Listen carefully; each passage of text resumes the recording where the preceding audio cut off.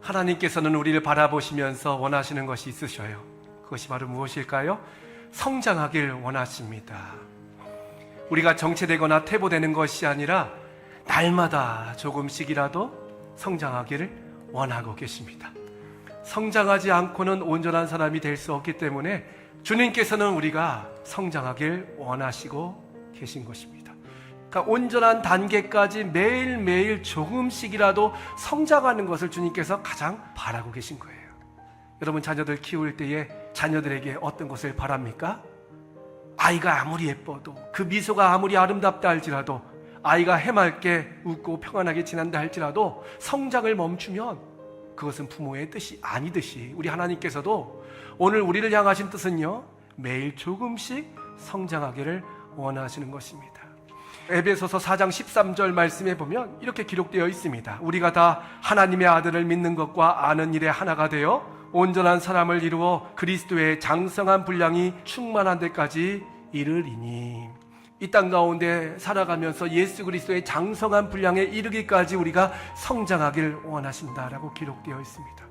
그래서 우리가 하나님의 바람을 기억하고 하나님의 뜻에 순종하면서 산다는 것은 바로 예수님의 장성한 분량에 이르는 것인데, 그러기 위해서 먼저 중요한 것이 무엇일까요? 예수님을 많이 묵상하셔야 됩니다. 예수님을 묵상하면서 예수님의 삶의 발자취를 우리가 추억하면서 살아갈 때에 우리 또한 영적으로 성장할 수 있게 되는 것입니다. 예수님은 하나님의 온전한 사람이셨습니다. 하나님의 모든 것을 다 만족해 하시는 아름다운 삶을 사셨던 분이 바로 예수님이시기 때문에 우리가 예수님을 묵상하고 예수님을 닮기 위해 힘쓰다 보면 우리 또한 온전한 사람으로 조금씩 변화될 수 있는 것입니다. 예수님처럼 생각하는 것입니다. 예수님처럼 말하는 것입니다. 또한 예수님처럼 행동하는 것, 그것이 바로 하나님께서 우리에게 원하시는 온전한 사람, 그리스도의 장성한 분량의 모습인 것이지요. 근데 이 성숙을 이루기 위해서 하나님이 사용하시는 방법이 무엇일까? 오늘 말씀의 제목처럼 훈련일까요? 물론 훈련은 맞습니다만은 사실 더 정확한 표현은 바로 고난입니다. 고난. 성장을 위한 훈련이다. 이것은 하나님 보실 때의 성장을 위한 고난이라는 것입니다. 시련이라는 연단을 거치고 고난이라는 훈련을 거쳐서 우리가 비로소 열매 맺는 신앙으로 성장하고 성숙할 수 있는 것이죠. 오늘 본문 말씀에 기록된 욥이라는 사람 한번 생각해 보십시오. 욥이라는 사람은요, 완벽한 사람입니다. 퍼펙트맨이에요. 우리가 읽진 않았지만 욥기 1장 1절부터 3절 말씀에 보면 이 욥을 가리켜 한마디로 정의하고 있어요. 동방 사람들 중에 가장 훌륭한 자였다. 하나님 보실 때도 훌륭하였고 세상 사람들이 바라볼 때도 대단한 인물이 바로 욥이었다는 것입니다. 욥과 같은 사람이 없었다는 거예요. 심지어 하나님께서 하늘나라에서도 사탄 앞에서 내 종 욥을 보았느냐, 그처럼 순전하고 악에 샀다는 사람을 보았느냐 하면서 하나님이 자랑하실 만큼 대단했던 사람이 바로 욥이었습니다. 그러나 그의 생명이 있는 한 하나님은 그가 계속 성장하고 성숙하길 원하셨다는 것이죠. 만약에 끝까지 단계가 있었다면 욥은 이제 합격, 졸업, 너는 이제 은퇴, 아무것도 할 필요 없어 하셨겠지만요, 하나님은 욥을 너무 사랑하셨기 때문에 욥을 더 성장시키시고 성숙시키시기를 원하셨다는 것입니다. 그 성장과 성숙의 과정 가운데서 하나님은 여전히 고난, 연단이라는 방법을 사용하여 주셨습니다. 욥에게 대해서 간단한 연단을 주실 수도 있었지만 하나님은 욥을 너무나 사랑한 나머지 그의 삶을 사단의 손에 맡겨봅니다. 사탄아, 네가 한번 욥을 흔들어 보아라. 그래도 내 종 욥은 흔들림이 없을 것이다 라는 가장 사람이 감당하기 힘든 그 연단의 과정에 욥을 이끌어 들이신 것이죠. 이것을 가리켜 신학적으로 신정론이라고 합니다. 데오딕시라고 합니다. 사전적으로 정의하면 이렇습니다. 인간의 사고에는 불합리하지만 하나님의 전능하고 전지하신 섭리다라고 기록되어 있어요. 그러니까 이 신정론이라는 것은요, 우리가 생각할 때는 말이 안 되는 거예요. 저 사람은 신앙생활도 잘했고, 저 사람은 열심히 살았고, 저 사람은 늘 긍정적으로 행복하게 기쁘게 살아왔던 사람이 한순간에 왜 이런 어려움을 맞이해 하면서 우리는 불합리하게 판단할 수 있지만 하나님은 그것이 아니라는 것이죠. 하나님은 내가 너를 너무 사랑하기 때문에 이제 마지막 단계, 더 위대한 삶의 자리로 비상하게 하기 위하여 고난을 주노라 라고 말씀하고 있어요. 욥이 당한 고날 다 아시지요. 자식들이 다 죽고 재산이 다 사라지고 심지어 사랑했던 아내마저도 욕하고 떠나는 그런 끔찍한 형벌 같은 재난을 경험하게 되는 것입니다. 세상 사람들은 손가락질합니다. 네 죄 때문이다.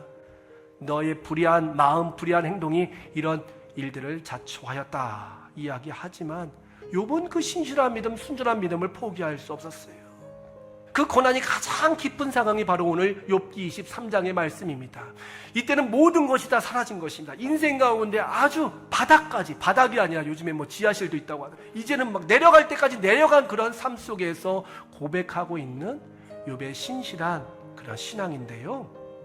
앞으로 가도 하나님이 안 계시고 뒤를 봐도 그가 계시지 않는 것 같고 좌우를 살펴봐도 하나님이 보이지 않는구나. 사방을 다 둘러봐도 희망의 끈이 보이지 않는 그 상황 가운데서 우리가 잘 알고 있는 말씀 10절 말씀에 보니까 욥이 그러므로가 아니라 그러나 역접을 쓰고 있어요. 내가 이렇게 힘들고 어렵지만 나의 삶이 다 무너진 것 같지만 그러나 나의 가는 길을 그가 아시나니 그러나 나의 가는 그 길을 그가 아시나니 나를 단련하신 후에는 내가 승군과 같이 되어 나오리라. 지금 내가 버림받은 것이 아니라 내가 저주받은 것이 아니라 내가 징계를 받는 것이 아니라 내가 지금 훈련을 받고 있다. 연단을 받고 있다. 더 성장하기 위하여 더 아름다운 그리스도의 장성한 분량 더 하나님이 기뻐하시는 그 수준 레벨까지 오르기 위하여 연단을 받고 있다라는 믿음의 고백을 합니다. 이 고백 쉽지 않습니다. 정말 힘듭니다. 고난의 현장에 있으면요 원망이 나오고 절망이 나오고 불평이 나오고 다른 사람들을 향하여 공격적인 성향이 발산되는 것이 우리의 본능일진데 이 욥의 모습 가운데 나타난 것은 그런 것이 하나도 없이 오히려 하나님께서 나를 지금 연단하고 계시구나. 이 순금이라는 표현이 참 재밌어요. 여러분 순금이 어떻게 나옵니까?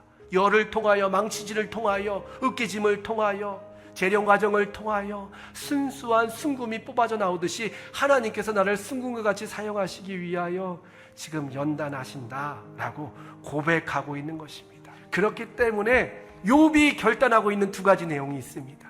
그렇기 때문에 나는 어떻게 할 것인가? 두 가지를 얘기하고 있는데 하나는 걸음을 주의하겠다. 내 발걸음을 주의하겠다. 곁길로 빠지지 않겠다라는 겁니다. 이건 행동을 말하는 거예요. 내가 불신앙의 삶을 살지 않겠다. 내가 오히려 더 기도하는 자리, 예배하는 자리, 하나님을 섬기는 자리, 봉사의 자리, 섬김의 자리 나가겠다라는 고백을 하고 있고 두 번째 고백은 12절에요. 입술을 주의하겠다. 불평하거나 악평하거나 낙심하거나 절망하거나 하나님을 부인하는 삶을 살지 않겠다. 행동을 조심하고 말을 조심하겠다. 이것이 바로 욥의 고백이에요.